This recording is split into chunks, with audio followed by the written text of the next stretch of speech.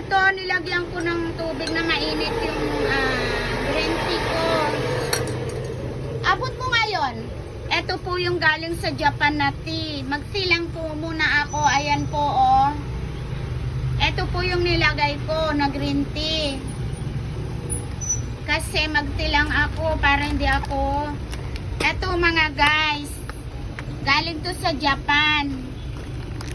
Yan. Eto nilagay ko na dito, oh. Yan.